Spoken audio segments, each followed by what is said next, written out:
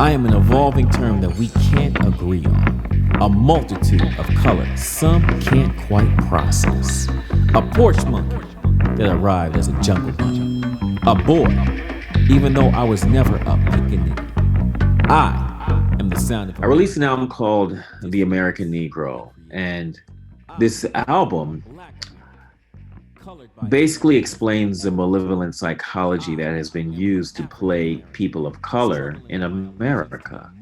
And it essentially talks about our journey pre-slavery to pre-equality, but its perspectives and how these perspectives have been institutionalized and how the world has become complacent to the inequities felt by people of color. So the album is more so a revised history lesson, contextualized for today.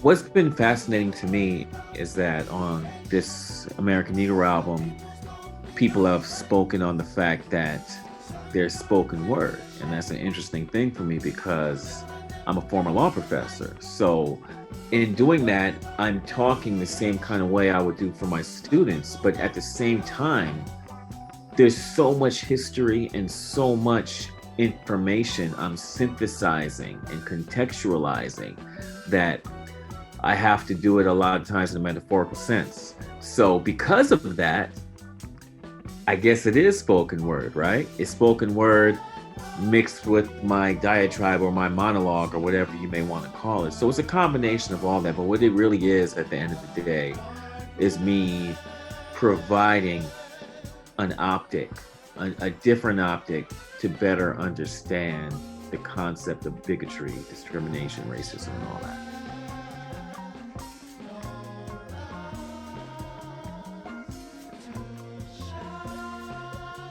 My album cover has me being lynched. And what I'm basically representing is a black man dying from asphyxiation.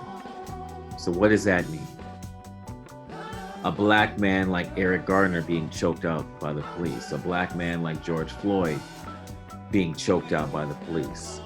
This is not a new occurrence. This is something that has been happening for centuries. So we're dealing. The album cover represents the perceived value that America and the world has for those of darker hue. It also represents the black codes, the Jim Crow laws, these slave codes that codify the fact that we were merely creatures and that we weren't citizens. So when people talk about racism in a modern sense, there are those that say, oh, racism doesn't exist. Like, we don't have slavery anymore. Or the civil rights movement went by. But they don't understand the machinations that were put in place that still keep us subjugated. And the album cover illuminizes this perspective. And also, it represents lynching postcards. Most people don't know what that is, but in the late 1800s, early 1900s, no matter the pejorative, black people were being lynched at an alarming rate. And it was perceived as vigilante justice. It was a patriotic thing. On the album, I have a song called Patriotic Portraits. And this is a patriotic portraits because families would gather around, pay admission fees to see black men being lynched for little or nothing. And they would take pictures and send this around the world to their relatives to say, hey, I was here at the barbecue, where were you? But this just shows you the value. So when I put a picture like this on my album cover, it does two things. One is it brings this world closer to home for people that are my friends like you, and or people that are my fans that never met me but have a relationship with me. Because when it comes to injustices felt by black people, Many times people say, oh, well, that wouldn't happen to me. But I wear a suit every single day. That could happen to me. And I want people to feel that connection. And again, I want them to see my creative death as something that is an indictment on America.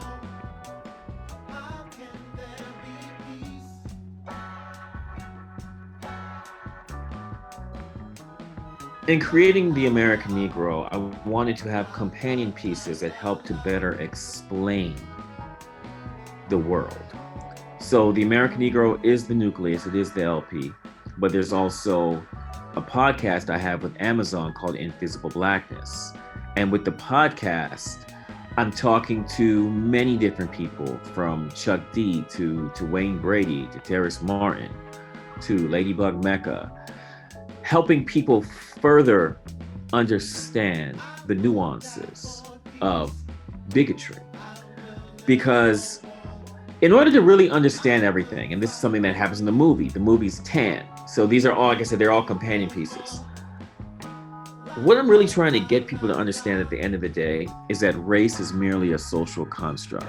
It's a fallacy that was put in place, or let me rephrase, it was a fallacy. It's a fallacy that was fermented by those that wanted to push this concept of white imperialism for capitalistic reasons. African cargo being the fuel. So slavery is not derivative of racism. Before slavery, there wasn't this sense of racism. America pioneered a new kind of racism. So racism is derivative from slavery. Slavery is not derivative from racism. Before you stratified the community, it wasn't really based on race. It was more so based on religion or nationality, maybe ethnicity, but it wasn't racial like it is now. So I say this all to say that race is a social construct. There is no real scientific ground in race. And because of this, I want people to realize that we are all equal. So if I say Black power, if I say Latino power, if I say Asian power, I'm not trying to say any one of these so-called races are better. What I'm trying to say is, hey, empower yourself, understand your identity, because we all come from mitochondrial Eve, which is the first human found from Africa. We're all the same race, but people need that self-esteem. They need to realize who it is that they are so they can become who they are supposed to be.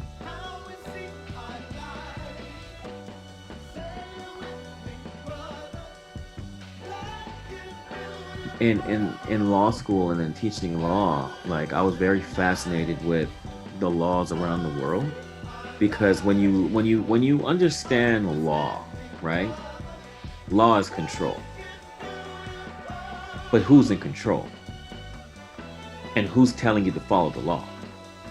So when you have people saying, I'm tough on law and you must follow the rule of law and you should just know better, well, that's substantive law, but that is not the same for natural law. Natural law is just like, I love you because you're a human and we need to look out for each other, right? That's a social contract that we sign. But there was substantive law that said colors only. There was substantive law that created covenants where I couldn't buy a home if I was on this side of the street. So, like, you don't follow all the laws, you put yourself in the position to empower yourself and remind people that you are all equal. And studying all this, you get to see how different nations, how different governments operate. You get to see how a communist government operates versus a different type of totalitarian government versus a democratic government, and you get to better understand who you are. You get to better understand who you are when you travel, and you see that when you're in Brazil, you could be my skin complexion and still not be considered black. You know, like, it's all, we think that what we define as black is what everyone else defines as black. You know, in America, there was something called the one drop rule, where if you had one drop of black ancestry, you were now going to be plagued in perpetuity because of your blackness. So I study culture, and I read a lot of books, and I talk with a lot of people, and I travel the world, you know? So, I mean, I guess that you could say that's kind of a study, right?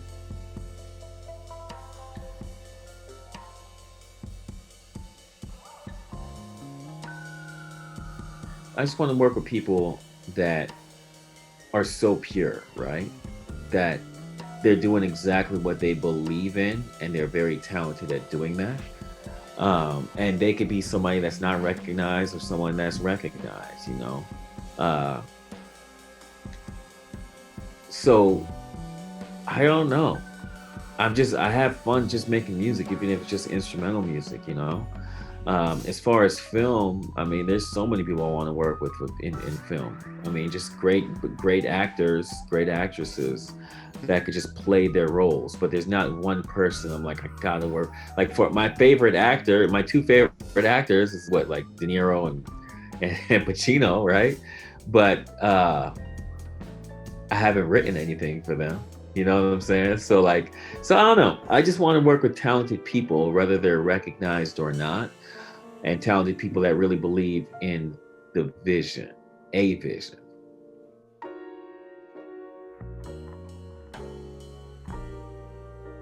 I'd like to thank all of the people out there that are continuing to spread the message of equality. As you grow older and wiser, as you have children, as you get closer to your family, you realize how important love is. And you realize even more so how important love is after you go through a pandemic, because you start to see the things that really matter. And, you know, what matters to me, I always say this to people, there's nothing more important in life than your relationships. Your relationships with the people you love, and your relationship with yourself. And your job is to be the best version of yourself, so you got to keep dreaming. So I want to thank all the people I love, and I want to thank all of my fans out there that keep me dreaming and continue to spread the message of equality.